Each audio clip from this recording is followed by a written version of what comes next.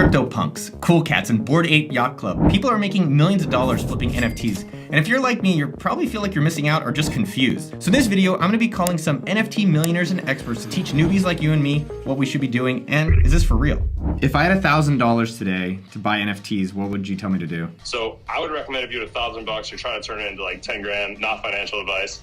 I would go over to Avalanche right now and look what NFTs they're making, or go over to Luna and see what NFTs they're, or go over to Harmony. Like, go to these ones that haven't blown up yet, because the other thing too is there's going to be so many millionaires and billionaires made within a certain ecosystem. So like the guy who owns FTX, he's not going to buy a crypto punk. That would be like blasphemous, right? Because that's him supporting Ethereum. He's a Solana bull. He's a competitor. He's going to be like, dude, I'm going to buy the top tier Solana and make it my profile picture. Like, screw the Bored Apes. And you know, the guy who owns Trader Joe on Avalanche is already doing that. Like, all the people who are making money in these other protocols, they're going to flex their native protocols NFT, not Ethereum. So I would go to one of those ones personally. So like if you have $1,000, you want to be able to get your money good on 3 or 4 projects, you know, $250 each. I'd be tempted to like learn the Solana ecosystem because there's no gas over there. I would say hop into Solana NFTs, get smart on Twitter, just start following influencers, start going back in history, reading all their thought process and how they think about NFTs and how the space has evolved. And then from that, just start targeting a few high profile mints, or, you know, talking to people and networking and seeing what kind of alpha they can give you. Like, by alpha, I mean like, you know, good investment advice that's actionable. Where do you think people should go learn? Obviously, they follow you. I think you're putting out a lot of great stuff about it, man. So you want to go into an echo chamber on Discords and Twitter, and it's all playing out on Twitter. You put hashtag NFT, you can find a bunch of people to follow real fast. And what you want to do, if you're watching this right now, if you're like, Gary's full of shit, he's just trying to pump that NFT game, or if you're like, it just made some sense to me, let me go into this. You want to follow as many people on both sides of it so that you can then make your own decision. How come you don't mind sharing your name? Because a lot of these other guys are super anonymous. They like, everything is just their JPEG, and like they don't want their name out there. I think like some people want to be anonymous for their privacy. Others may want to be anonymous because maybe they don't want to have to pay up the tax. You know, who knows, right? Why people want to stay anonymous. They all got their own reasons. But for me, since I look at it as like, you know, when I was a kid, I was like, man, I wish I was around when the internet took off or computers took off. I feel like we're in that same space again. And I think there's so much more upside for me to have a public facing personality. If people knew who I was, you know, they would, you know, find my address, they'd find my Instagram, they'd, I don't know, send some weird shit to my girlfriend, or like show up at my house. You know what I mean? People are just weird. What are you most excited about in NFT world right now? There's a new project coming out. This is actually a good tip, and I'm going to be talking about this on Twitter as well. It's called Dronies, and it's this group of guys. They own like this really dope design agency in LA. The design agency is called Unfold, and they're partnered with Solana Labs on it. And this hasn't minted yet. So Noah, you're going to mint this one. Can you let me know? I'd like to try a mint. Absolutely. This is a good mint. I'm going to mint as many as I can because if they show me the artwork, I kind of got an inside scoop on it, and it's super cool. And these guys are like legit. They've worked with like Disney. They have like one of the best designers in the world. I forgot how they like quantified it, but that's a good drop. I'm probably going to try and do a giveaway or something like that with people who follow me. We'll see. And Neo Tokyo, dude, I think Neo Tokyo is going to be the biggest project on Ethereum. I mean, I'm a little crazy about it, but like I just believe in Elio and Alex. Like I think they're putting together something really special.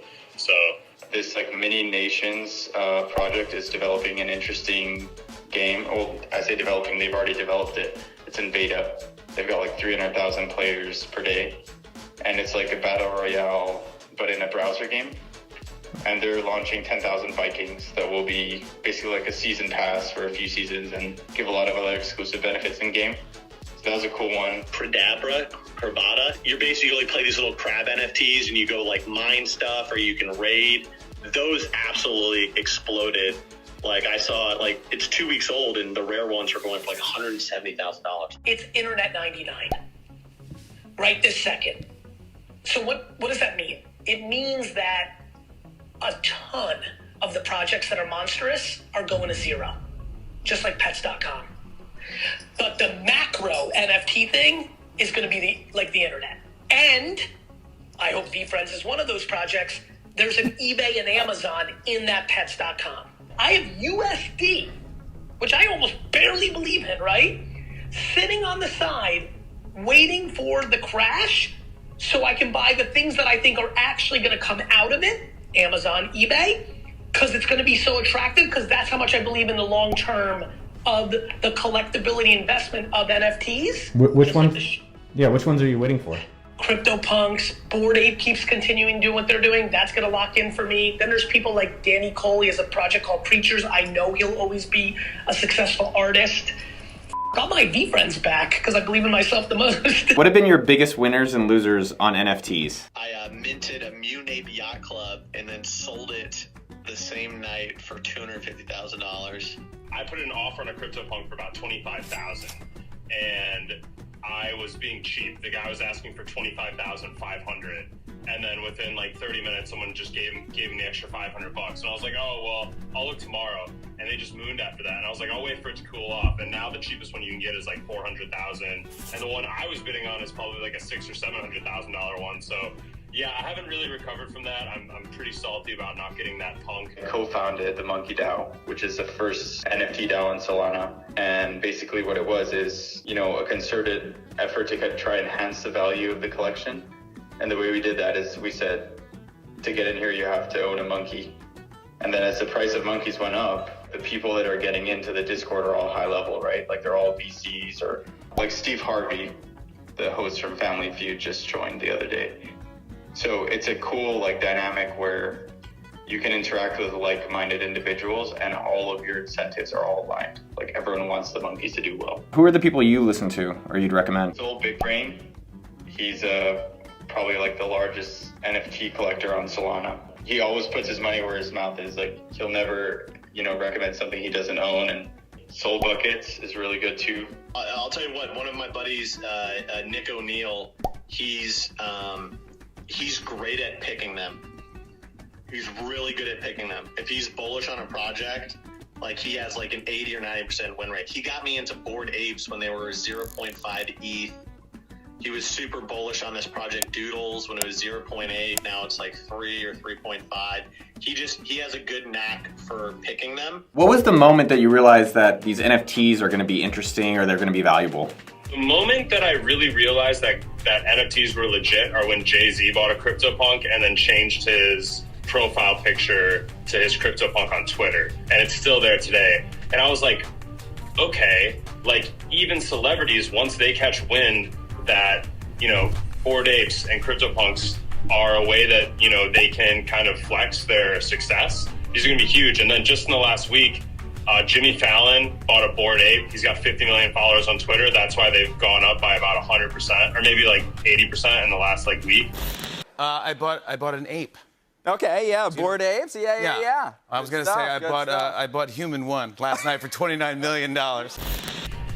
Post Malone just bought 2 Bored Apes.